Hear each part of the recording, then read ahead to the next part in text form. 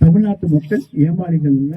தங்களுக்கு பாதுகாப்பான மாநிலம் தமிழ்நாடு என்பதாலே தான் இன்றைக்கு வேலைக்கு செல்கிற பெண்களுடைய எண்ணிக்கை 42%. 100 பேர் வேலை பார்த்தாங்கன்னா 42 பெண்கள் இன்றைக்கு வேலை பார்க்கிறார்கள். அதே போல உயர்கல்வியிலே கல்லூரியிலே படிக்கிற பெண்களுடைய எண்ணிக்கையை எடுத்துக்கொண்டோம் ஆனால் ஏறக்கூடிய 55% அளவுக்கு பெண்கள் இன்றைக்கு கல்லூரியிலே படிக்கிறார்கள். எனவே வேலை வாய்ப்பு, அதே போல உயர்கல்வி படிப்பு, இவற்றிலே இன்றைக்கு முதன்மையான இடத்திலே இந்தியாவிலேயே தமிழ்நாடு தான் பெண்களுக்கு முக்கியத்துவம் கொடுத்து முதன்மையான இடத்திலே வைத்திருக்கிறது. எனவே உங்களுடைய பாஷாவெல்லாம் இங்கே பலிக்காது. தமிழ்நாட்டு மக்களுக்கு திராவிட மாடல் ஆட்சி நிம்மதியை தந்திருக்கிறது. இன்றைக்கு அவரது கையிலே பணப்புழக்கத்தை உருவாக்கி தந்திருக்கிற ஆட்சியும் திராவிட மாடல் ஆட்சி தான். நம்முடைய திருமையார் தொகுதியில் இருக்கக்கூடிய அனைத்து குடும்ப அட்டைதாரர்களுக்கும் தீபாவளி பரிசு வழங்க வேண்டும் என்று ஆரம்பித்து பொங்கல் பண்டிகையை தாண்டி இன்றைக்கு அந்த பரிசு தருகின்ற நிகழ்ச்சி நடைபெற்றுக் கொண்டிருக்கிறது.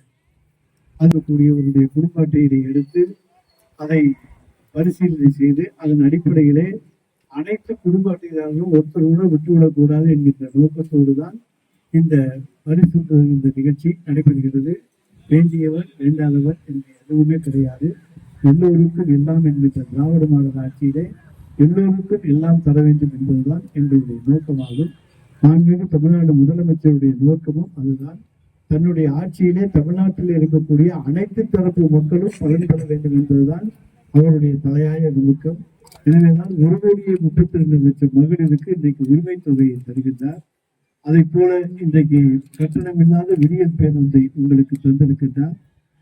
காலை உணவு திட்டத்தை இன்றைக்கு தந்து அதன் மூலமாக உலக அளவிலேயே தமிழ்நாட்டை தலைநிமிர்த்தி இருக்கின்றார். தமிழ்நாட்டினுடைய பொருளாதார வளர்ச்சி ஆதாரத்தில் இருந்ததை பழனிசாமியுடைய ஆட்சி காலத்திலே அதை நிமிர்த்தி இன்றைக்கு 11.4% பொருளாதார வளர்ச்சியை உருவாக்கி இருக்கின்றோம். இன்றைக்கு தொழில் வளர்ச்சியும் வேலை வாய்ப்பும் இல்லை என்று சொன்னால் பொருளாதார வளர்ச்சியை ஒரு நாடு அடைய முடியாது. எனவே இந்தியாவிலே நம்மை பின்தள்ளி இருந்த மாநிலங்களை, நமக்கு முன்னாலே இருந்த மாநிலங்களை எல்லாம் பின்தள்ளி விட்டு இன்றைக்கு முதன்மையான இடத்துக்கு நாம் வந்திருக்கின்றோம்.